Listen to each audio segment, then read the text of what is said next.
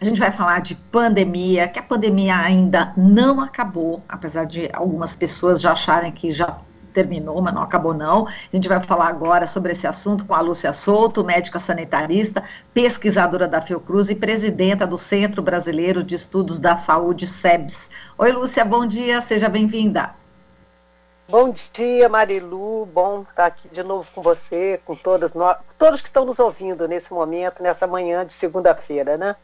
Exatamente, vamos começar a semana aqui falando de pandemia, que é sempre importante, né, a saúde, e a gente vai começar justamente sobre um boletim, né, do Observatório Covid-19 da Fiocruz, que foi lançado na última sexta-feira, e faz um alerta, né, Lúcia, que apesar do cenário favorável, a pandemia ainda não acabou, aponta aí para a manutenção da tendência de queda dos principais indicadores, casos, internações e óbitos, mas devido aos avanços da vacinação, exatamente, mas ressalta também as desigualdades na vacinação. Dá um pouquinho os detalhes desse boletim e esse alerta, né, que a Fiocruz está fazendo, você que é pesquisadora da Fiocruz. Olha, Marilu, é um alerta bem importante, bem fundamentado, como tem sido de regra, né, esse observatório Covid da Fiocruz, que está sempre alimentando a sociedade com esses dados, né?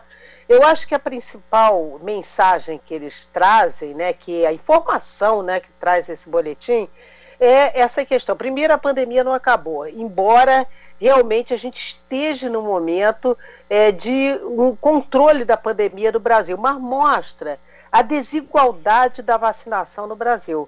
Enquanto São Paulo, por exemplo, a gente tem um patamar de primeira dose de 90%, da segunda dose também praticamente em torno disso, e a terceira dose em torno de 56%, 60%, você tem no Amapá, por exemplo, a primeira dose 60%, segunda dose 40% e a terceira dose pouco superior a 10%.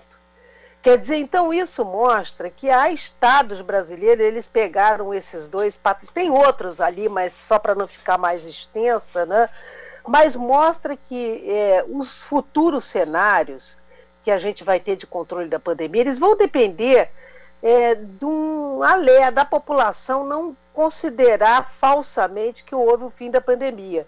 Então esses dados, por exemplo, da imunização, é importante que nesses lugares onde a vacinação está mais baixa, como é o caso Amapá, Roraima, alguns outros estados também do Brasil, é importante que seja monitorada e mantida essas medidas de segurança. Por exemplo, em lugares aglomerados, o uso de máscara, em espaços públicos, o passaporte vacinal, especialmente nessas áreas, o passaporte vacinal, e manter essas medidas de proteção individual que são muito eficazes, com uma máscara de qualidade, tipo a PFF2, a N95, você tem uma proteção de 90%, se todos estiverem naquele ambiente, é 100% de proteção.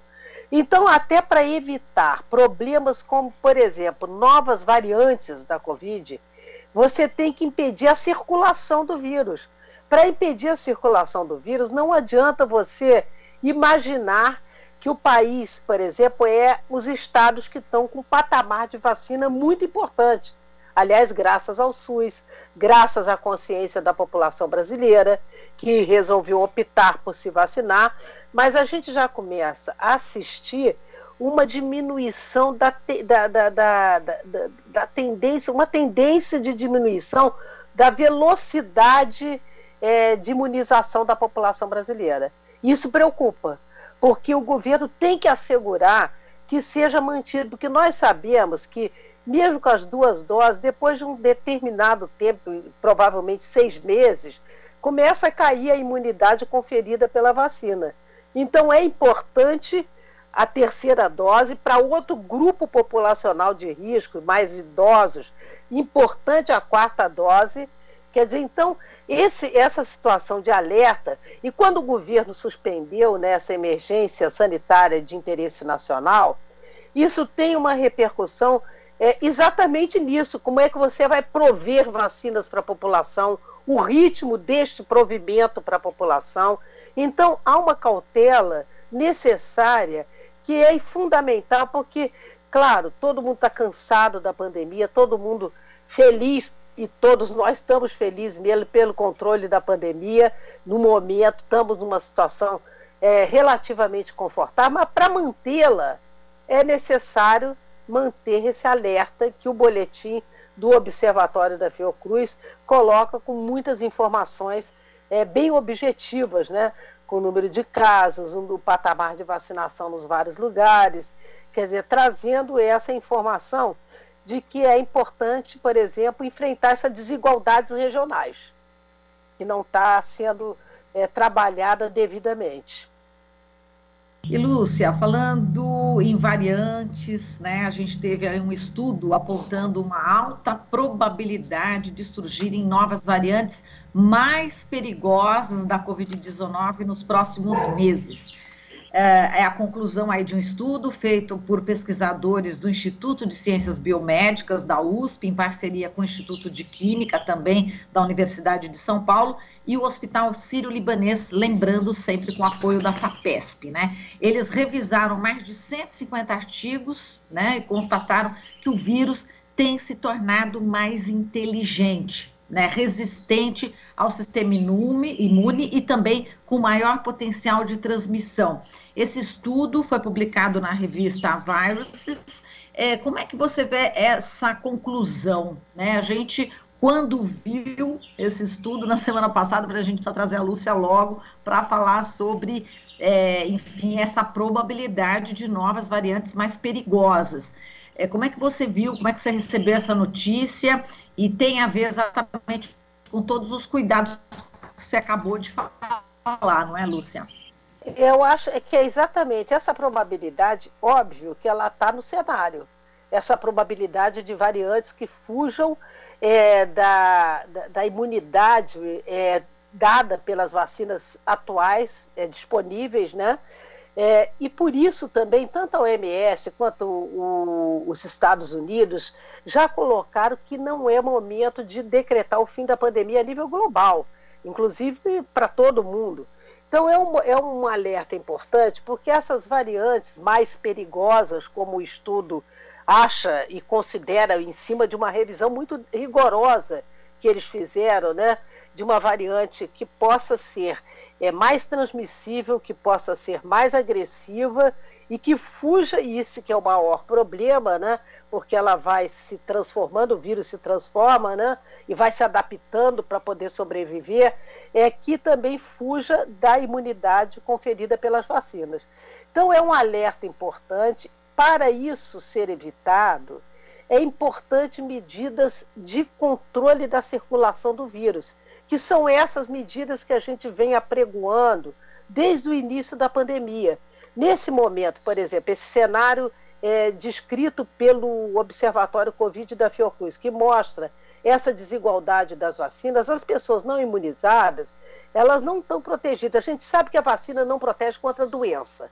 Ela protege contra casos graves e a morte, que já é muita coisa, e por isso nós estamos numa situação confortável, porque também o Brasil já teve várias variantes, a Delta, a Ômicron que hoje está afetando o território chinês de uma maneira gigantesca, né?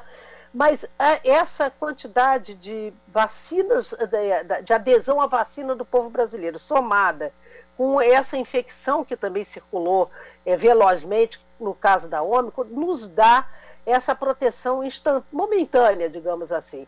Mas isso não impede que a gente tenha, e esses estudos revelam isso, toda a cautela para novas variantes. Por isso a OMS também não decreta o fim da emergência, porque coloca o quê? Precisamos ter monitoramento, vigilância genômica para saber quais são os vírus e quais são as variantes que estão entrando e que tipo de variantes são essas. Então, todo um sistema de vigilância em saúde, digamos assim, que a gente precisa ter, e que, no caso do Brasil, o fim da emergência sanitária, que a gente está contestando, o Conselho Nacional de Saúde, a Frente pela Vida, o CONAS, o CONASEMES, estão contestando e vão... essa semana já entraram em Brasília, o próprio Conselho Nacional de Saúde, contestando esse fim da emergência, porque ele implica em agilidade de recursos e iniciativas para a gente estar realmente fazendo esse monitoramento. Então, esse monitoramento, testagem, tudo isso vai ser afetado com essa decretação do fim da emergência sanitária de interesse nacional. Então, são consequências, não é só, estamos discordando do fim por uma questão teórica. Não, ela tem consequências práticas inúmeras, já alertaram o CONAS, o CONASEMES e o próprio Conselho Nacional de Saúde e a Frente pela Vida. Exato. E, Lúcia, a gente viu aqui, né, nesse estudo, que 74%, né, das transmissões pela variante Delta foram feitas por assintomáticos, né? E na variante original, as pessoas começavam a transmitir o vírus um dia antes do início dos sintomas. Já na Delta, isso passou a acontecer com 2 dias de antecedência. Então, portanto, essa questão da máscara é fundamental, porque se os assintomáticos que estão passando, né, o vírus, a gente precisa ter muita cautela. E essa questão do fim do estado de emergência realmente é completamente equivocado, né? Essa proteção da máscara, ela é uma coisa simples de ser feita, tem uma eficácia gigantesca, então é importante o uso da máscara de qualidade, especialmente em lugares de aglomeração, em espaços públicos, em transportes coletivos. Quer dizer, as prefeituras deviam estar oferecendo para a população, inclusive na porta dos transportes coletivos, para que a gente, isso interessa a toda a sociedade. Quer dizer que você mantenha essas condições de prevenção e proteção que a máscara confere. Então, eu acho que esse estudo mostra isso.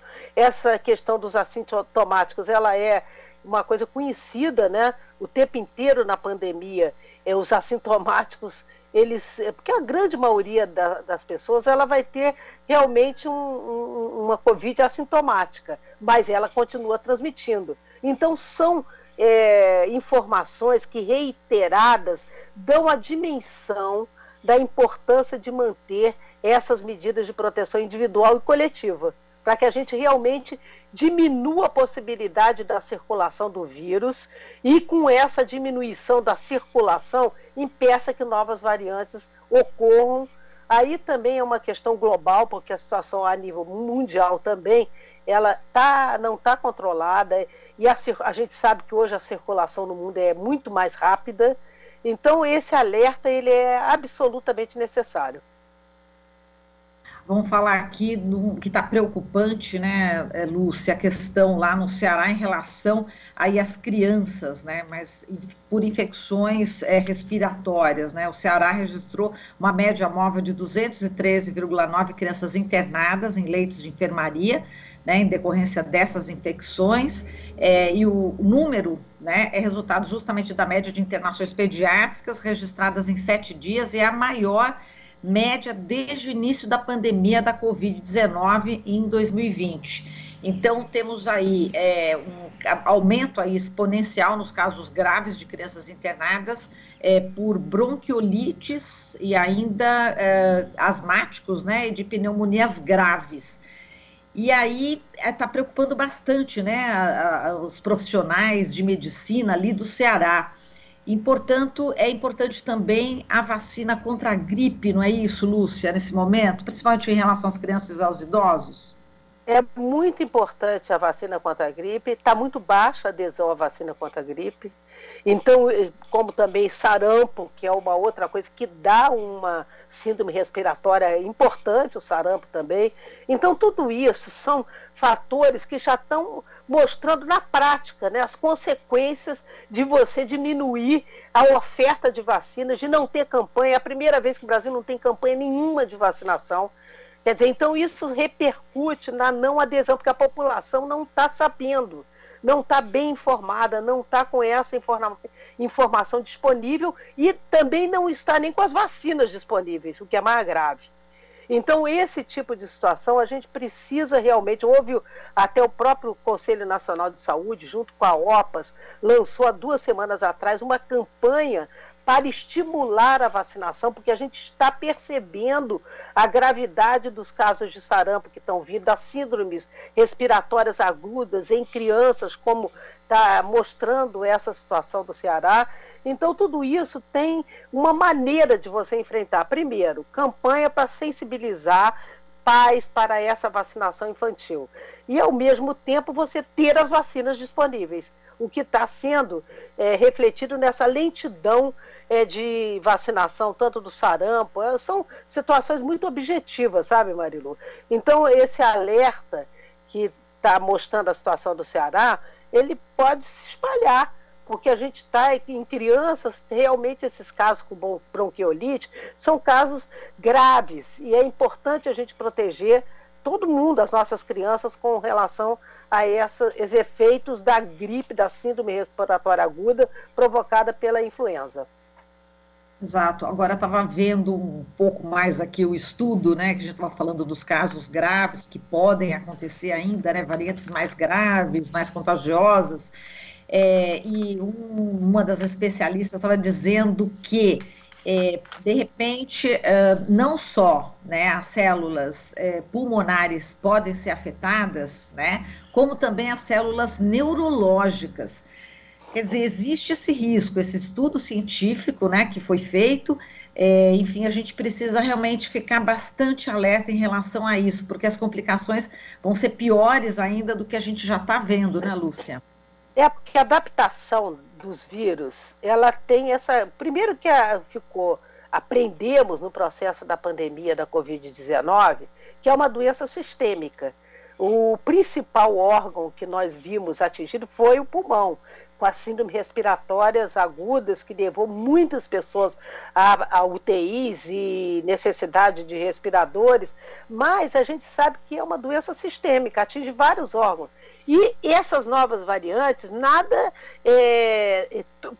impede que eles se adaptem e comecem a atingir de uma maneira sistêmica outros órgãos do corpo. Então, isso é algo previsto mesmo, que pode agravar, e esse agravamento de fugir da imunidade das vacinas, que é o mais sério. Quer dizer, então, o que nós estamos nos protegendo hoje pode não vir a proteger no futuro. Então, isso é um alerta importantíssimo.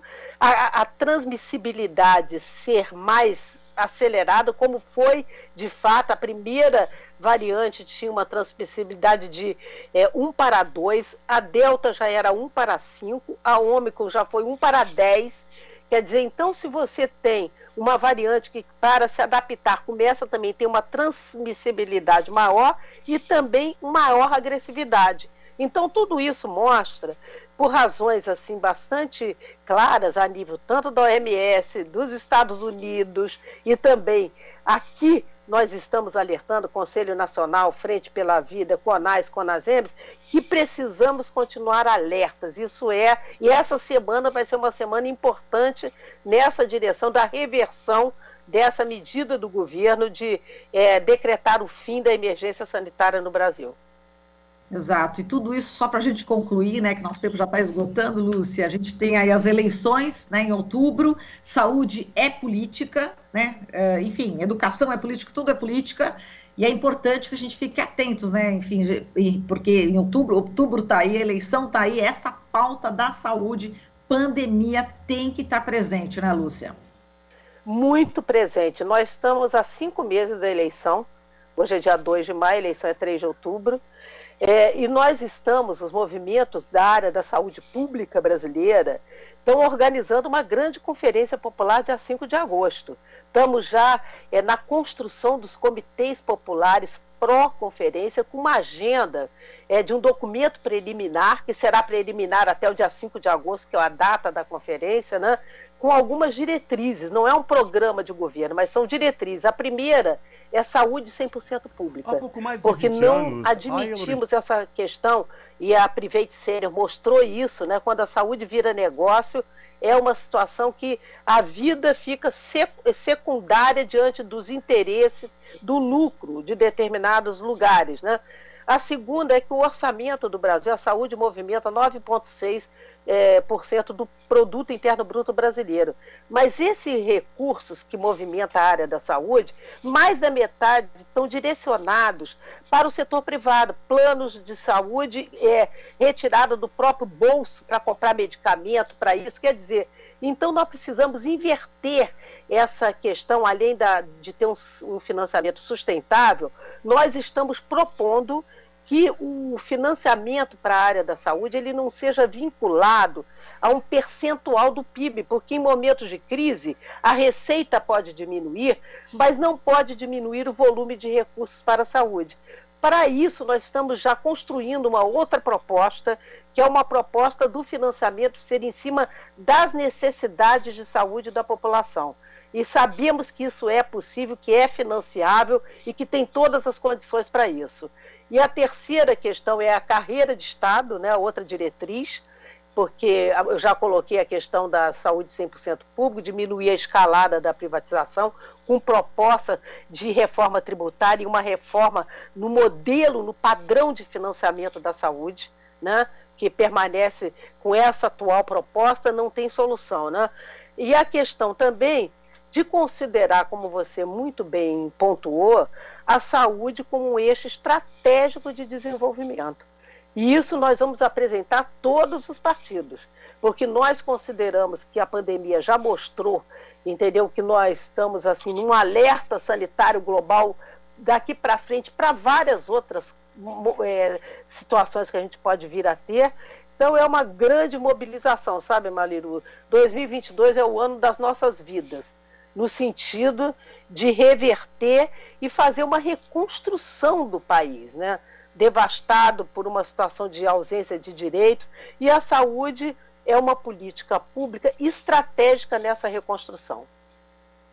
Muito bem, com essa reflexão super importante, a gente termina aqui a nossa conversa. Lúcia, muitíssimo obrigada e até uma próxima, hein?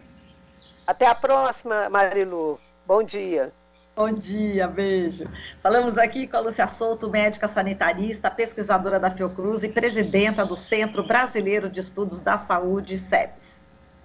Você está ouvindo Jornal Brasil Atual. As notícias que os outros não dão.